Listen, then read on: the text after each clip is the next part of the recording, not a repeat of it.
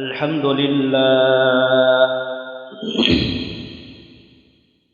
الحمد لله الذي هدانا للإسلام الذي نزل القرآن هدى للناس وبينات من الهدى والفرقان وخلق الإنسان وكرم وعلمه من البيان ما لم يعلم فسبحان الذي لا يحصى امتنانه باللسان ولا بالقلم ونشهد أن لا إله إلا الله وحده لا شريك له ونشهد أن سيدنا وسندنا وحبيبنا ومولانا محمدا عبده ورسوله أما بعد فأعوذ بالله من الشيطان الرجيم بسم الله الرحمن الرحيم وأقيموا الصلاة وآتوا الزكاة واركعوا مع الراكعين وقال رسول الله صلى الله عليه وسلم صلاة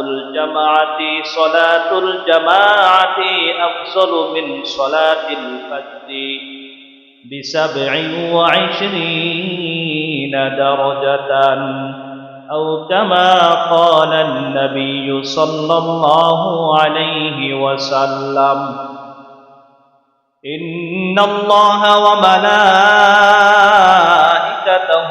يصلون على النبي يا أيها الذين آمنوا صلوا عليه وسلموا تسليما اللهم صل على سيدنا مولانا محمد وعلى آل سيدنا مولانا محمد اللهم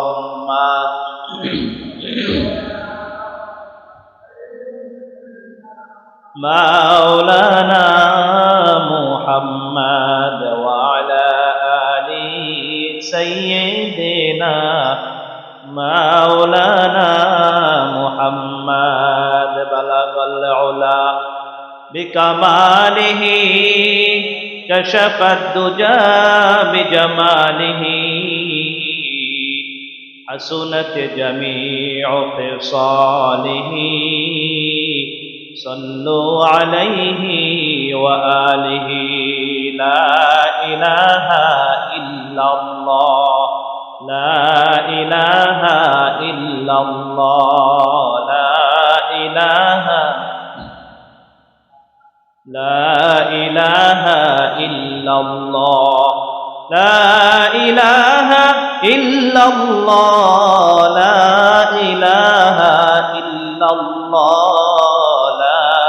إله إلا الله لا إله إلا الله لا إله إلا الله محمد رسول الله صلى الله عليه وسلم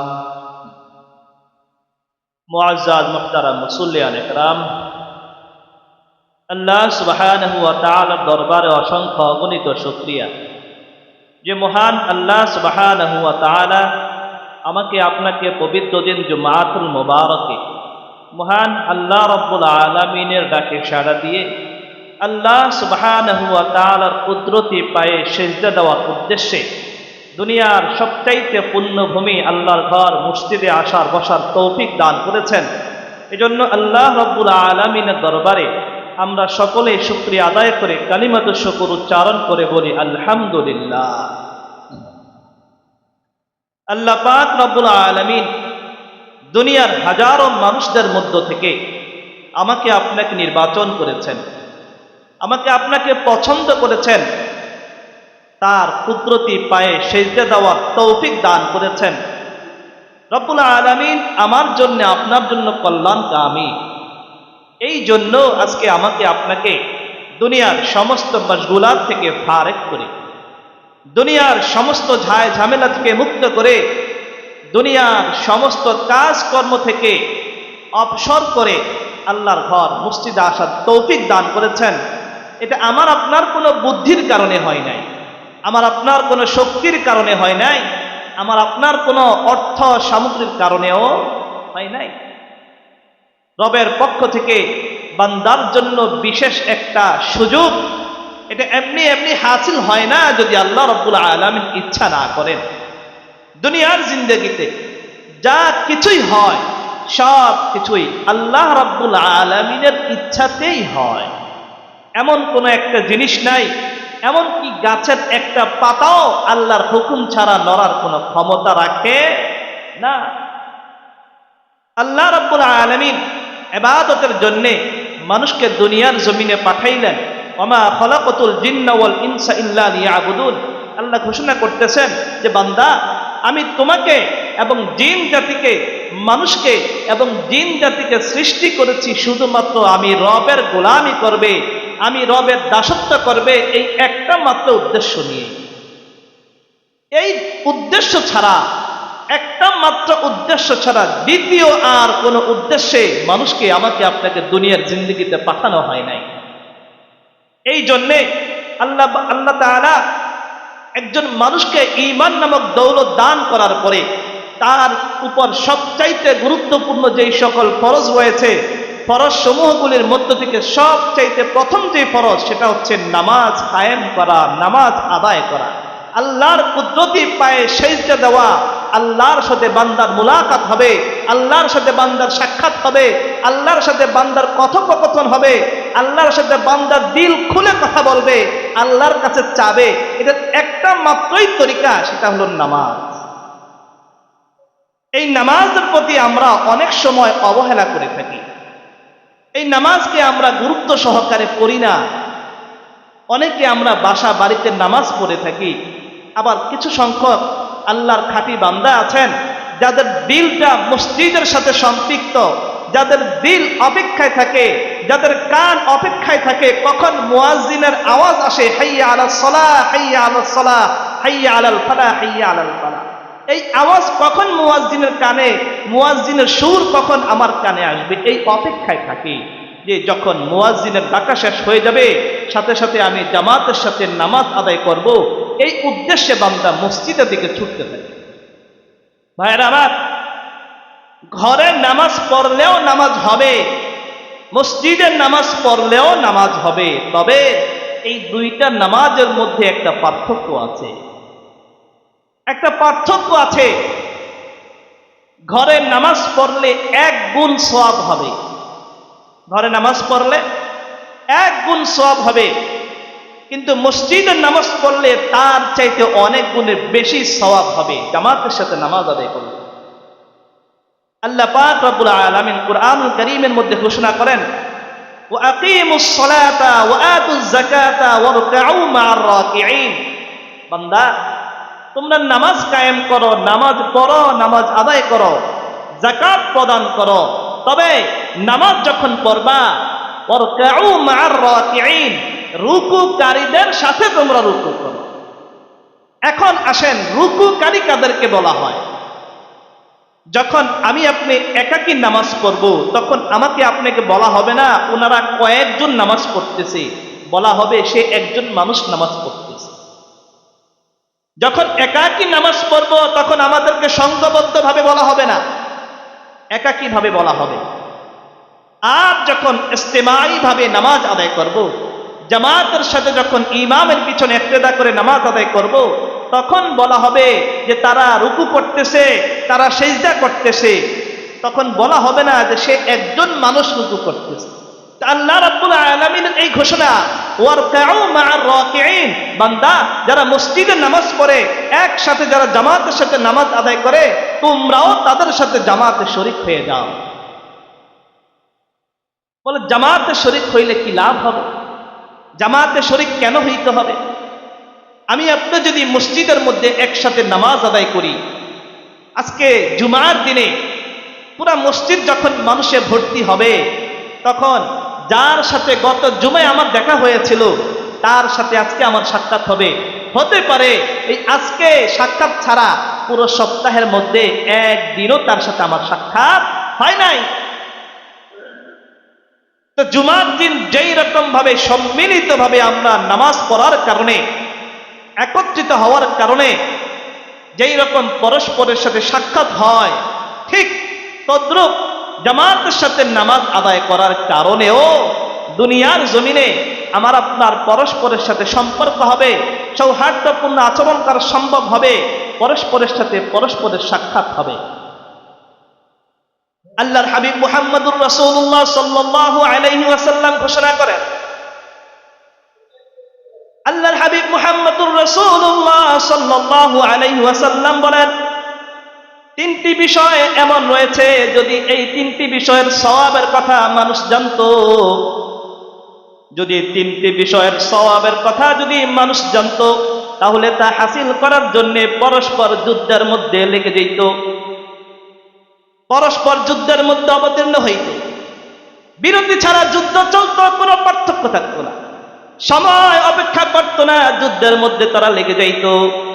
আল্লাহর হাবিব বলেন, এমন তিনটা কাজ আছে যে তিনটা কাজ যদি বান্দা জানতো যে তার কি পরিমাণ সওয়াব হয়, তাহলে তারা যুদ্ধের জন্য প্রস্তুতি গ্রহণ করত, অনবরত যুদ্ধের মধ্যে অবতীর্ণ হইত। তিনটা বিষয়ের মধ্য থেকে একটা বিষয় হলো আযান দেওয়া। আযানের ফজিলত যদি মানুষ জানতো, আযানের ফজিলত যদি আমি আপনি জানতাম, তাহলে আযান দেওয়ার জন্য আমরা পরস্পরে মারামারি করতাম, যুদ্ধের মধ্যে অবতীর্ণ হয়ে যাইতাম। কিন্তু আমার আপনার অবস্থা হইল এমন, যদি মসজিদে মুয়াজ্জিনও না থাকে, ইমাম সাহেবও না থাকে, অনেক সময় মসজিদে আযানও হয় না।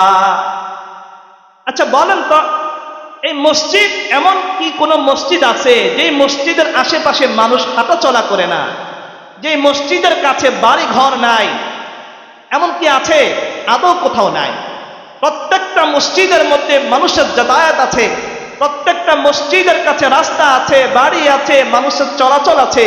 কিন্তু সময়টা এমন দেখা যায়, ইমাম সাহেব বাড়িতে গেলে, ছুটিতে গেলে আযান দেওয়ার মতো একজন মানুষকেও খুঁজে পাওয়া যায় না, অন্য জায়গা থেকে ভাড়া করে আনতে হয়। অথচ উচিত ছিল আমি আপনি প্রত্যেকে মুসলমান, প্রত্যেকের জন্য এটা উচিত ছিল শিআর ইসলাম, ইসলামের বৈশিষ্ট্য, মুসলমানের বৈশিষ্ট্য। মুসলমান আযান জানবে, ইকামত জানবে, কালিমা জানবে, নামাজ শুদ্ধ হওয়া পরিমাণ কেরাত সে জানবে। এটা মুসলমানের বৈশিষ্ট্য হওয়ার কথা ছিল। আল্লাহর হাবিব মুহাম্মদুর রাসূলুল্লাহ সাল্লাল্লাহু আলাইহি ওয়াসাল্লাম বলেন, তালাবুল ইলমি ফরিদাতুন আলা কুল্লি মুসলিম। এই হাদিসের মেজদাক কি? এই হাদিসের উদ্দেশ্য কি? এই হাদিসের উদ্দেশ্য হইল যে বান্দা তার নিজের নামাজটা যেন নিজে সঠিকভাবে আদায় করতে পারে, ওই পরিমাণ জ্ঞান অর্জন করাই তার জন্য ফরজ। সব মানুষের বুখারী মুসলিম পড়তে হবে, মুহাদ্দিস মুফাসসির হতে হবে, এটা সবার জন্য আবশ্যক নয়, এটা ফরজে কিফায়া। ফরজে কিফায়া আদায় হয়ে গেছে, কিন্তু ফরজে আইন যেটা প্রত্যেকের জন্য, কুরআনুল কারীমের কিছু সূরা শুদ্ধ করা পড়া, ওই রকম যোগ্যতা তার থাকতে হবে, আযান দেওয়ার যোগ্যতা তার থাকতে হবে, ইকামত দেওয়ার যোগ্যতা তার থাকতে হবে, কালিমা তার মুখস্থ থাকতে হবে, কালিমা জানা থাকতে হবে। নতুবা একজন মুসলমান আর একজন অমুসলমানের মধ্যে কোনো পার্থক্য খুঁজে পাওয়া যাবে না। একজন বেদিন, বিধর্মী, সে কালিমা পারবে না, এটাই স্বাভাবিক। সে আযান জানবে না, এটা স্বাভাবিক। ইকামত জানবে না, এটা স্বাভাবিক। কিন্তু একজন মুসলমান আযান জানবে না, ইকামত জানবে না, এটা অস্বাভাবিক, এটা সম্ভব নয়। তুমি কিসের মুসলমান? জন্মের পরে তোমার কানে সর্বপ্রথম যে ধ্বনি তোমাকে দেওয়া হয়, যেই বাক্য তোমাকে শোনানো হয়, সেই বাক্যই যদি তুমি জিন্দিগি ভর শুইনাই গেলা কিন্তু নিজে শিখতে পারলা না, নিজের জবানে জারি হয় নাই আল্লাহু আকবার নিজের জবানে জারি হয় নাই, তাহলে এই দুনিয়াতে তোমার আশাটা বৃথা। আল্লাহর গুণকীর্তন যদি এই জবান দ্বারা না হয়, আল্লাহর বরত্ব যদি এই জবান দ্বারা প্রকাশিত না হয়, তাহলে এই জবান কি কাজের জন্য আমি আপনি ব্যয় করতেছি? ভাইয়েরা আমার, আল্লাহর হাবিব মুহাম্মদুর রাসূলুল্লাহ বলেন যে তিনটা কাজের মধ্যে সর্বপ্রথম হইল আজান দেওয়া। যে আজানের ফজিলত যদি আমি আপনি জানতাম, মুয়াজ্জিনের মর্যাদা কি পরিমাণ সেটা যদি আমি আপনি জানতাম, তাহলে যুদ্ধের মধ্যে লাইগা যাইতাম। দুনিয়ার সামান্য জমির জন্যে, দুনিয়ার সামান্য ফসলের জন্যে, সামান্য কিছু টাকা পয়সার জন্য একে পরস্পরে আমরা মারামারি করি, স্বার্থ হাসিল করার জন্য নিজের জান পর্যন্ত উৎসর্গ করে দেই। কিন্তু যেই কথা, যেই জিনিসের কথা, যেই ইবাদতের কথা আল্লাহর হাবিব মুহাম্মদুর রাসূলুল্লাহ সাল্লাল্লাহু আলাইহি ওয়াসাল্লাম হাদিস শরীফের মধ্যে ঘোষণা করেছেন, ওই সওয়াবের কথা আমার আপনার জেহেনে নাই। ভাইরা আমার, আল্লাহর হাবিব মুহাম্মদুর রাসূলুল্লাহ সাল্লাল্লাহু আলাইহি ওয়াসাল্লাম থাকুক, দুনিয়া জীবন্ত থাকুক বা ধ্বংস হয়ে যাক, কিন্তু আল্লাহর কথা এবং আল্লাহর হাবিবের কথা চির সত্য, দুনিয়ার শুরু থেকে শেষ পর্যন্ত সত্য। শুধু দুনিয়ার জমিনে নয়, বরং আখিরাতেও সেটা সত্য। এটা শুধু দুনিয়ার সামান্য হায়াতের মধ্যে সত্য এমনটা নয়। দ্বিতীয়ত, আল্লাহর হাবিব মুহাম্মদুর রাসূলুল্লাহ সাল্লাল্লাহু আলাইহি ওয়াসাল্লাম বলেন, দ্বীপ্রহরে দুপুরের সময় জামাতের সাথে নামাজ আদায় করার জন্য মসজিদে গমন করা। সময় হয়ে গিয়েছে, জোহরের ওয়াক্ত হয়ে গিয়েছে, আমার আপনার খেয়াল থাকে না। অধিকাংশ সময় আমার আপনার জিম্মা থেকে যে নামাজটা কাজা হয় সেটা হলো জোহরের নামাজ আর ফজরের নামাজ। ফজরের নামাজ যদিও আমি আপনি পড়ে থাকি, কিন্তু অধিকাংশ সময় অধিকাংশ মানুষের জোহরের নামাজটাই কাজা হয়ে থাকে। আল্লাহর হাবিব বলতেছেন, যদি এই হাদিসের মধ্যে যে কথাগুলি বলা হয়েছে এইরকম দুপুরের নামাজের ফজিলত যদি বান্দা জানতো, তাহলে যুদ্ধের মধ্যে তারা নেমে যাইতো, পরস্পরের যুদ্ধ করতে শুরু করত। 3 নম্বরে আল্লাহর হাবিব মুহাম্মদুর রাসূলুল্লাহ সাল্লাল্লাহু আলাইহি ওয়াসাল্লাম বলেন, প্রথম কাতারের নামাজ পড়ার ফজিলত যদি মানুষ জানতো, তাহলে যুদ্ধের মধ্যে নেমে যাইত। আমরা তো চিন্তা করি যত পিছনে দাঁড়ানো যাবে নামাজ শেষ করে তত আগে বাড়িতে যাওয়া যাবে, কিন্তু হাদিসের মধ্যে আসছে সামনের কাতারের নামাজ পড়ার কি পরিমাণ ফজিলত, এটা যদি মানুষ জানতো তাহলে তারা যুদ্ধ করত, যুদ্ধ। ভাইরা আমার, আল্লাহর হাবিব মুহাম্মদুর রাসূলুল্লাহ সাল্লাল্লাহু আলাইহি ওয়াসাল্লাম জামাতের সাথে নামাজ আদায় করার গুরুত্ব সম্পর্কে, তাৎপর্য সম্পর্কে বহু হাদিস ইরশাদ করেছেন। তার মধ্যে একটা হাদিস হইল عن ابن عباس رضي الله عنه قال قال رسول الله صلى الله عليه وسلم من سمع النداء فلم يمنعه من اتباعه عذر لم تقبل منه الصلاة التي صلى قالوا وما العذر قال الخوف أو مرض। আল্লাহর হাবিব মুহাম্মদুর রাসূলুল্লাহ সাল্লাল্লাহু আলাইহি ওয়াসাল্লাম বলেন, যদি কোনো ব্যক্তি আযান শোনার পরে মসজিদের দিকে না গিয়ে নিজের ঘরের মধ্যে নামাজ আদায় করে, কোনো কারণ ছাড়াই, কোনো কারণ নাই, এমনি এমনি মসজিদে আসার পরিবর্তে নিজের ঘরের মধ্যে নামাজ আদায় করে, ওই ব্যক্তি যদি এই অবস্থা নামাজ আদায় করে কোনো উযর ছাড়া, কোনো কারণ নাই, তাহলে আল্লাহর দরবারে তার এই নামাজটা কবুল হবে না, কবুল হওয়ার আশাও করা যাবে না। কারণ হইল তার নামাজ আদায় হয়েছে এমন কোনো কারণ ছাড়া, যেই কারণে মসজিদে যাওয়ার জন্য কোনো নিষেধাজ্ঞা আছে। যদি কোনো কারণ থাকে মসজিদে যাওয়া সম্ভব নয়, কোনো উযর যদি থাকে, তাহলে সে ঘরে নামাজ পড়তে পারবে, এই নামাজ কবুল হবে। কিন্তু যদি কোনো উযর থাকে, কোনো উযর যদি না থাকে, তাহলে ঘরে নামাজ পড়ার অনুমতি নাই।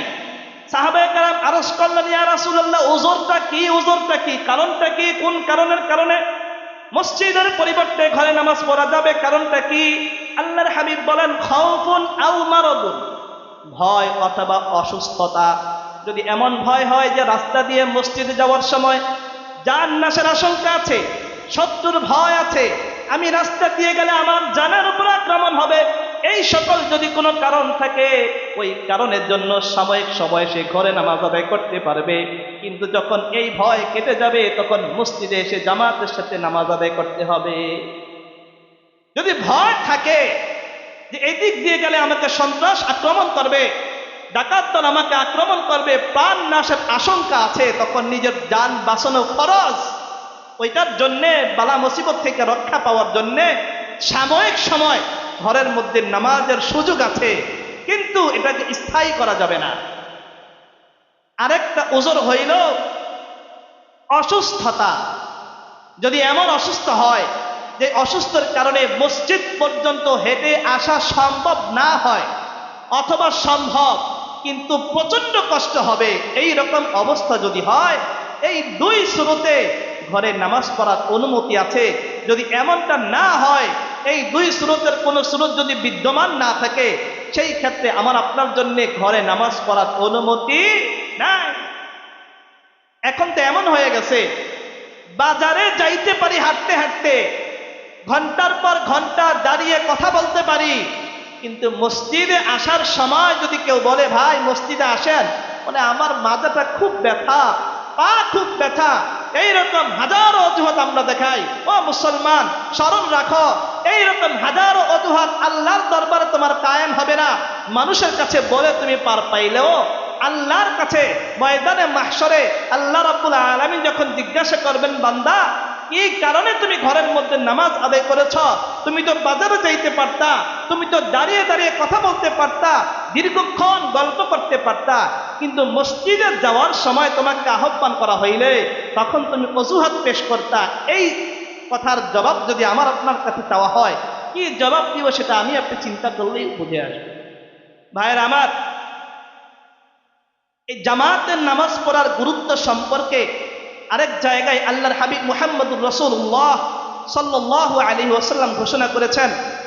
হযরত আবু হুরায়রা রাদিয়াল্লাহু তাআলা আনহু থেকে বর্ণিত যে আল্লাহর হাবিব মুহাম্মদুর রাসূলুল্লাহ সাল্লাল্লাহু আলাইহি ওয়াসাল্লাম বলেন, লাকাদ হামামতু আন আমুরা ফিতয়াতি ফায়াজমাউ লি হুজামান মিন হাতাবিন থুম্মা আতিয়া কওমান ইউসাল্লুন ফি বুয়ুতিহিম লাইসাত বিহিম ইল্লাতুন ফাউহাররিকুহা আলাইহিম।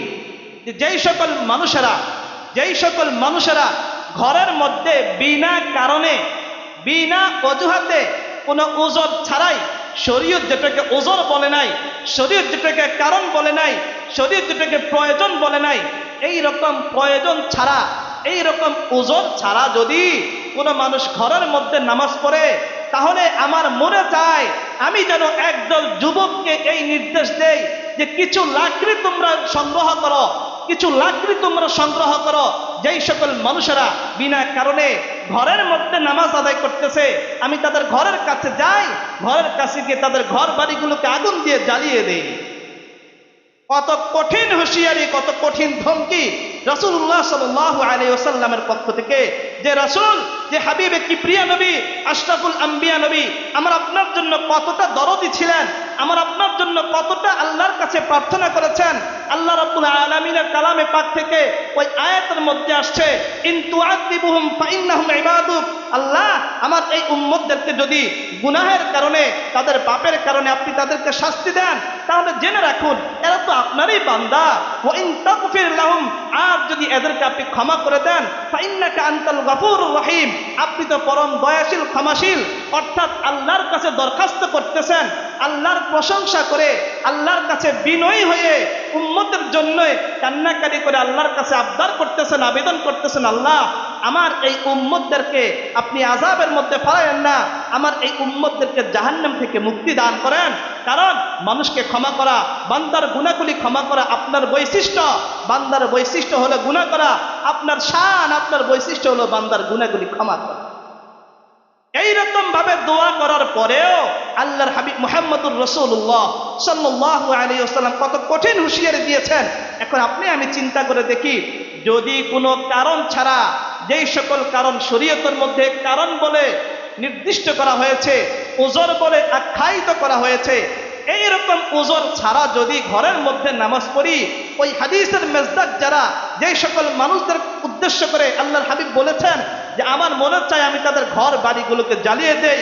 যদি আমি আপনি ওই মেজদাকের মধ্যে পড়ে যাই, ওই সকল মানুষের কাতারে যদি আমার আপনার নামও লেখা হয়ে যায়, তাহলে এইবার চিন্তা করে দেখেন, যেইখানে রাসূলের থেকে সুপারিশ পাওয়ার জন্য আমরা দোয়া করি, প্রার্থনা করি, সেইখানে যদি সুপারিশ পাওয়ার পরিবর্তে রাসূল আমাদের বিরুদ্ধে ঘোষণা করেন, আমার আপনার মুক্তির কোনো উপায় আছে? কোনো উপায় নাই। ময়দানে মাহশরে আল্লাহ রাব্বুল আলামিন যখন উম্মতে মুহাম্মদীকে জাহান্নামের দিকে ঠেলে পাঠাইবেন, আল্লাহর হাবিব সুপারিশ করবেন, আল্লাহ এরা আমার উম্মত, এরা হায়াত কম পাইছে, এরা সময় কম পাইছে, ভুল করে গুনাহ করে ফেলেছে, আমি তোমার কাছে মাপ চাই। আল্লাহর আরশের নিচে আল্লাহর হাবিব সিজদায় পড়ে থাকবেন যতক্ষণ উম্মতকে ক্ষমা করা না হবে, আল্লাহর তরফ থেকে যতক্ষণ ঘোষণা না আসবে, ও আমার হাবিব তোমার উম্মতকে আমি ক্ষমা করে দিয়েছি, এইবার তুমি মাথা উঠাও। এই ঘোষণা আসার আগ পর্যন্ত আল্লাহর হাবিব মুহাম্মদুর রাসূলুল্লাহ সাল্লাল্লাহু আলাইহি ওয়াসাল্লাম সিজদায় পড়ে থাকবেন, কান্নাকাটি করবেন আমার আপনার মতো গুনাহগার উম্মতকে বাঁচাইবার জন্য। ভাইরা আমার, এইবার চিন্তা করে দেখেন যে হাবিবে কিবরিয়া নবী আশরাফুল আম্বিয়া মুহাম্মদুর রাসূলুল্লাহ সাল্লাল্লাহু আলাইহি ওয়াসাল্লাম, যিনি শুধু আমাদের নবী নয়, যিনি গোটা বিশ্বের নবী, গোটা বিশ্বের সকল নবীদের নবী, সাইয়্যিদুল মুরসালিন, সকল নবীকুলের সরদার, খাতামুন নবিয়্যিন, যার মাধ্যমে নবুয়তকে খতম করা হয়েছে, নবীর আসার সিরিয়ালকে খতম করা হয়েছে, যার পরে কিয়ামত পর্যন্ত আর কোনো দ্বিতীয় নবী আসবে না, এই নবীর সিলসিলাকে বন্ধ করে দেওয়া হয়েছে। ওই নবীর উম্মত হয়ে যদি নবীর কথা না মানি, আমার আপনার হাসর নাসর কিভাবে আমরা আশা করতে পারি যে নবীর সুপারিশ আমরা পাবো? এই জন্যে আমার আপনার জন্য উচিত হবে, আমার আপনার জন্য উচিত হবে, জিন্দেগিতে যতদিন বাঁচবো 5 ওয়াক্ত নামাজ মসজিদে এসে জামাতের সাথে আদায় করব ইনশাল্লাহ। আমরা সকলেই আজ থেকে নিয়ত করি যে হায়াতের জিন্দেগি যতদিন আছে 1 ওয়াক্ত নামাজ আমি বিনা কারণে শরীয়ত যেটাকে কারণ বলেছে, এই রকম কারণ যদি পাওয়া না যায়, তাহলে ওই রকম কারণ ছাড়া ঘরের মধ্যে আমি আপনি নামাজ আদায় করব না। যা কিছু আদায় করব মসজিদের মধ্যে জামাতের সাথে আদায় করব, নিয়ত করা যায়নি ইনশাল্লাহ।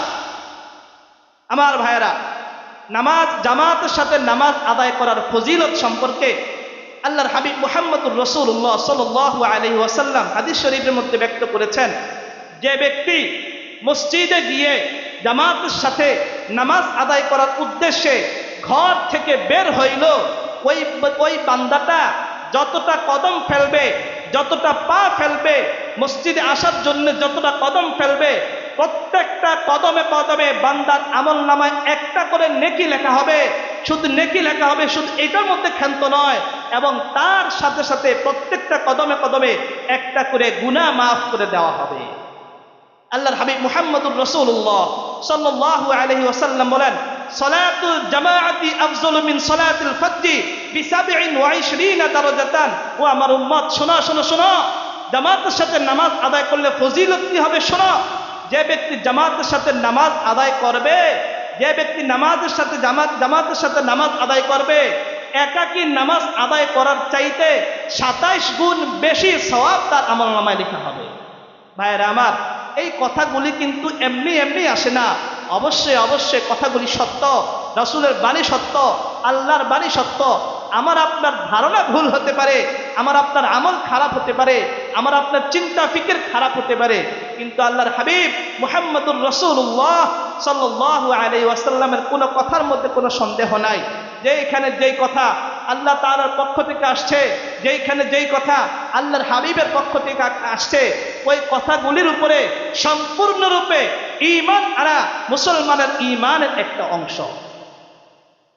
তো এই হাদিস যখন আল্লাহর হাবিব মুহাম্মদুর রাসূলুল্লাহ সাল্লাল্লাহু আলাইহি ওয়াসাল্লামের সাহাবীরা শুনলো যে মানুষ যখন ঘর থেকে বের হবে মসজিদে গিয়ে জামাতের সাথে নামাজ আদায় করার উদ্দেশ্যে, প্রত্যেকটা কদমে কদমে একটা করে নেকি দেওয়া হবে, একটা করে গুনাহ মাফ করা হবে, এই হাদিস শোনার পরে সাহাবায়ে কেরাম রাসূলের কাছে আবেদন করলেন, ওগো আল্লাহর হাবিব, আমরা চাই মসজিদের কাছে ঘর নির্মাণ করার জন্যে, যাতে করে আমাদের 1 ওয়াক্ত নামাজও জামাত ছাড়া আদায় করা না হয়।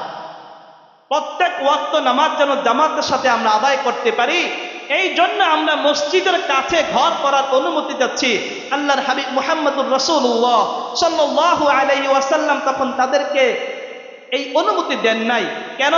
কারণ ঘর যত দূরে হবে, বাড়ি যত দূরে হবে, ন্যাক তত বেশি হবে, গুনাহ তত বেশি ক্ষমা করা হবে, এই জন্য তখন অনুমতি দেন নাই। এই হাদিসের উপরে আমাদের বুজুর্গানে দিন যারা ছিলেন, উলামায়ে দিন যারা ছিলেন, হক্কানি পীর মাশায়েখ যারা ছিলেন, তারা ঠিক সঠিকভাবে আমল করতেন। দারুল উলুম দেওবন্দের প্রতিষ্ঠাতা শাইখুল হাদিস, শাইখুল হিন্দ মাওলানা মুহাদ্দিসে শাইখুল হিন্দ মাহমুদুল হাসান দেওবন্দি রহমতুল্লাহি আলাই, শাইখুল হিন্দ যার উপাধি, হিন্দুস্তানের শায়েখ যাকে বলা হয়, ওনার আমল ছিল উনি যখন ফজরের নামাজের আগে ফজরের নামাজ আদায় করার উদ্দেশ্যে মসজিদে আসার উদ্দেশ্যে ঘর থেকে বের হইতেন, সহজ রাস্তা বাদ দিয়ে ঘুরানো পেঁচানো যে রাস্তা আছে, যেই রাস্তা দিয়ে আসতে গেলে সময় বেশি লাগবে, কদম বেশি পড়বে, ওই রাস্তাটাতে তিনি ঘুরে আসতেন। সওয়াব বেশি পাবেন এই আশায়, সওয়াব বেশি পাওয়ার আশায় যদি বুজুর্গানের দিন যারা রয়েছেন তাদের আমল এমন হয়, আমার মতো আপনার মতো সলিমউদ্দিন কলিমউদ্দিন যারা আছি, তাহলে আমার আপনার গুরুত্ব কি পরিমাণ হওয়া উচিত? ভাইয়ের আমার, এই জন্যে আমাদের সর্বোচ্চ চেষ্টা থাকতে হবে যে আমার প্রত্যেকটা ওয়াক্ত নামাজ যেন জামাতের সাথে মসজিদে আদায় করা হয়। এই দিকে আমাদের সকলের সোচ্চার জ্ঞান থাকতে হবে, সকলের চিন্তা ফিকির আমাদের এই দিকে একদম সচেষ্ট থাকতে হবে। যদি জামাতের সাথে নামাজ আদায় না করে তাহলে তার শাস্তিটা কি রকম হবে? হযরত ইবনে আব্বাস রাদিয়াল্লাহু তাআলা আনহুর কাছে এক লোক জিজ্ঞাসা করলো, আন্নাহু সুইলা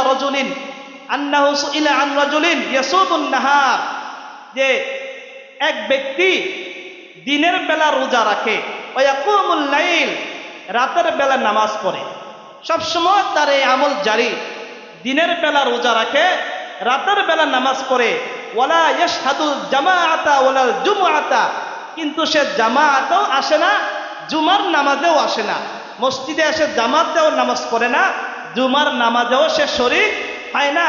এই ব্যক্তির ক্ষেত্রে রাসূলুল্লাহ সাল্লাল্লাহু আলাইহি ওয়াসাল্লামের বাণী কি, তার ক্ষেত্রে নবীজির হুকুম কি? ইবনে আব্বাস রাদিয়াল্লাহু তাআলা আনহু বলেন, হাদা ফিন্নার, এই লোকটা হইল জাহান্নামী। ভাইরা আমার, নামাজ পড়লাম, রোজা রাখলাম, ইবাদত বন্দিগি করলাম, তারপরেও জাহান্নামে যাব, তাহলে এই ইবাদত বন্দিগি করার কোনো ফায়দা আমার আপনার হয় নাই। জামাতের সাথে নামাজ আদায় করা সুন্নতে মুআক্কাদা, জামাতের সাথে নামাজ আদায় করা কি সুন্নতে মুআক্কাদা, অর্থাৎ ওয়াজিবের কাছাকাছি। যদি জামাতের সাথে নামাজ আদায় না করা হয় তাহলে সুন্নতে মুআক্কাদা আদায় না করার গুনাহ আমার আপনার আমলনামায় চলে আসবে। আর যদি অভ্যাস কিংবা স্বভাব যদি এমন হয়ে যায় যে আমি আপনি মসজিদের বারান্দার দিকেও আসি না, মসজিদ চিনিও না, ইমাম সাহেবকে তারও চিনি না, ঘরের মধ্যে নামাজ পড়তেছি, ঘরের মধ্যে ইবাদত বন্দেগী করতেছি, মনে রাখবেন এই হাদিস তাদের জন্য প্রযোজ্য হবে।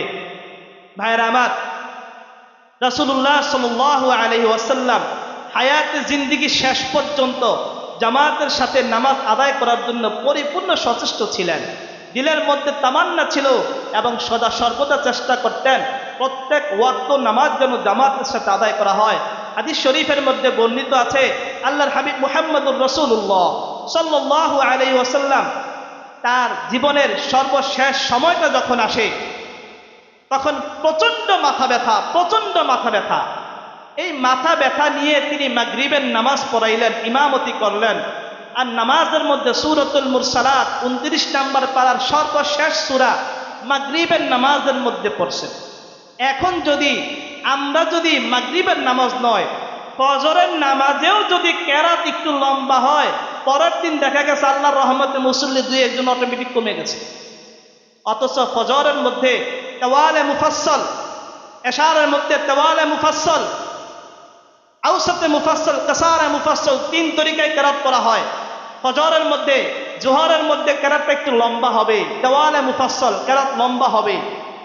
এরপরে আসর মাগরিবের মধ্যে কিংবা মাগরিবের মধ্যে কাসারে মুফাসসাল হবে, ছোট কেরাত হবে, ছোট কেরাত। আর আসর এবং এশার মধ্যে আউসাতে মুফাসসাল, অর্থাৎ বেশি বড় না বেশি ছোট না। আল্লাহর হাবিব মুহাম্মদুর রাসূলুল্লাহ সাল্লাল্লাহু আলাইহি ওয়াসাল্লাম মাগরিবের নামাজের মধ্যে সূরা মুরসালাত পড়লেন। এটা নবীর শান। নবী এক রাকাত নামাজের মধ্যে সূরাতুল বাকারা শেষ করে ফেলেছেন, এটা নবীর শান।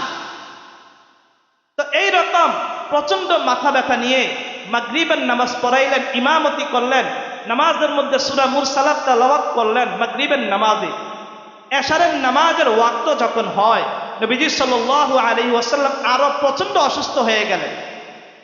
এশারের ওয়াক্ত যখন হয়েছে, কানের মধ্যে মসজিদের মুয়াজ্জিনের আওয়াজ এসেছে, তখন তিনি এশার নামাজের জন্য ঘর থেকে বের হবেন, উঠে দাঁড়াইলেন, কিন্তু প্রচন্ড অসুস্থতার কারণে তাৎক্ষণিক তিনি বেহুশ হয়ে জমিনের মধ্যে পড়ে গেলেন। সাহাবায়ে কেরাম তখন ওনার মাথার মধ্যে পানি ঢাললো। এরপরে যখন তার জ্ঞান ফিরলো, জিজ্ঞাসা করলেন, এশারের নামাজ কি পড়া হয়ে গিয়েছে? সাহাবায়ে কেরাম আরজ করলেন, ইয়া রাসূলুল্লাহ, সকল মানুষ আপনার অপেক্ষায় আছে। এরপরে আবার যখন তিনি দাঁড়াইলেন, দাঁড়ানোর আগে বললেন, ঠিক আছে, পাত্রের মধ্যে পানি নিয়ে আসো। পানি আসার পরে গোসল করলেন, নামাজে যাওয়ার উদ্দেশ্যে দাঁড়াইলেন, আবারও তিনি বেহুশ হয়ে গেলেন। এরপরে আবার জিজ্ঞাসা করলেন হুশ ফিরার পরে যে নামাজ কি পড়া হয়ে গিয়েছে কিনা। সাহাবায়ে কেরাম আরজ করলেন, সকলেই আপনার অপেক্ষায় আছে। আবার দাঁড়াইলেন, আবার নামাজ পড়ার জন্য বের হবেন, এই মুহূর্তে আবারও বেহুশ হয়ে গেলেন। তৃতীয়বার বেহুশ হওয়ার পরে যখন জ্ঞান ফিরে আসলো, হুশ ফিরে আসলো, সাহাবায়ে কেরামকে জিজ্ঞাসা করলেন, নামাজ কি পড়া হয়ে গিয়েছে? সাহাবায়ে কেরাম আরজ করলেন, সকলে আপনার অপেক্ষায় আছে। আল্লাহর হাবিব মুহাম্মদুর রাসূলুল্লাহ সাল্লাল্লাহু আলাইহি ওয়াসাল্লাম এতটাই দুর্বল হয়ে গিয়েছিলেন, আর যাওয়ার জন্য তিনি উঠে দাঁড়াইতে পারেন নাই। তখন সাহাবায়ে কেরামকে আদেশ করলেন, মুরু আবা বকরিন ফালইউসাল্লি বিন নাস, আবু বকরকে তোমরা বলো যে নবীজি সাল্লাল্লাহু আলাইহি ওয়াসাল্লাম বলেছেন আবু বকর যেন মানুষকে নিয়ে এশারের জামাত আদায় করে ফেলে। ভাইয়েরা আমার, এইরকম অসুস্থতা যদি আমি আপনি হইতাম, তাহলে আইসিইউ ছাড়া কোনো উপায় ছিল না। আইসিইউ ছাড়া কোনো উপায় ছিল না, মসজিদ তো দূরের কথা। আর বাসায় তো নামাজ পড়তাম না, হাসপাতালে ভর্তি, নামাজ পড়বেন কোন সময়? এইরকম অবস্থা যদি আমার আপনার হইতো, কি কি চিন্তা আমি আপনি করতাম। কিন্তু সর্বশ্রেষ্ঠ মহামানব যিনি, যার উসিলায় দুনিয়া আখিরাতকে সৃষ্টি করা হয়েছে, যাকে আল্লাহর হাবিব সবচাইতে প্রিয় নবী হিসাবে কবুল করেছেন, যার উপাধি ছিল হাবিবে কিবরিয়া। যত নবী রাসূল এসেছেন, সবচাইতে আল্লাহর কাছে পছন্দনীয় মানুষ এবং নবী ছিলেন আমার আপনার নবী। ওনার যদি অবস্থা এইরকম হওয়ার পরেও জামাতের নামাজ আদায় করার জন্য ঘর থেকে বের হওয়ার সাহস করতে পারেন, তাহলে আমার আপনার জন্য এটা সুন্নতে মুআক্কাদা, এই হাদিসের অনুপাতে আমার আপনার জন্য এটা ওয়াজিব হয়ে যাওয়ার কথা ছিল। এই হাদিস অনুযায়ী আমার আপনার উপর এটা ওয়াজিব হয়ে যাওয়ার কথা ছিল। কিন্তু আমার আপনার অবস্থা কি? আমার আপনার অবস্থা হইল, যদি মনে চায় নামাজ পড়ি, জামাত তো পড়ে, মনে চাইলে নামাজ পড়ি, জামাত তো পড়ে। তবে আমাদের মধ্যে একটা জিনিস খুব ভালো লক্ষ্য করা যায়, কোনো সামান্য একটা বিপদের মধ্যে যখন মানুষ পড়ে যায়, বিশেষ করে গাড়ি অ্যাক্সিডেন্ট হয়ে গেছে, অথবা অ্যাক্সিডেন্ট হবে, রাস্তা ভালো না, গাড়ি কাইট হয়ে চলতেছে, সোজা চলার জায়গায় গাড়ি কাইট হয়ে চলতেছে, অথবা লঞ্চের মধ্যে উঠছি, প্রচন্ড ঝড় তুফান শুরু হয়ে গেছে, তখন বোঝা যায় আল্লাহর মুহাব্বতের মানুষ কয়জন। তখন সব আল্লাহর ডাকা শুরু করে, শুধু মুসলমান না, হিন্দুরাও আল্লাহর ডাকা শুরু করে, কারণ তারাও জানে এই মুসিবত থেকে আল্লাহ রাব্বুল আলামিন ছাড়া দ্বিতীয় আর কোনো উপাস্য নাই, দ্বিতীয় আর কোনো শক্তিশালী ক্ষমতাশালী কেউ নাই যে আজকে এই বিপদ থেকে রক্ষা করবে। বিপদে পড়লে বোঝা যায় আল্লাহর নাম কারে কয়। নিঃশ্বাস যদি 10টা ফালায়, আল্লাহর নাম 20 বার উচ্চারণ করার চেষ্টা করে, বিপদে পড়ছে।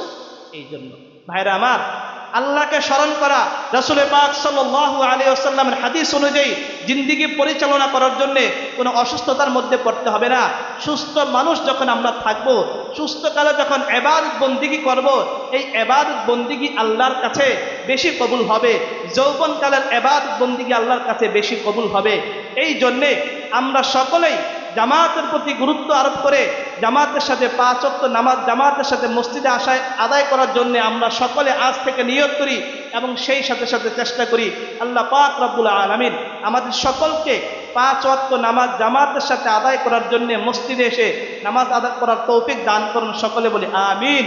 ওয়া আখিরু দাওয়ানা আলহামদুলিল্লাহি রাব্বিল আলামিন। যারা 4 রাকাত ক্বাবলা জুমা পড়ি নাই 4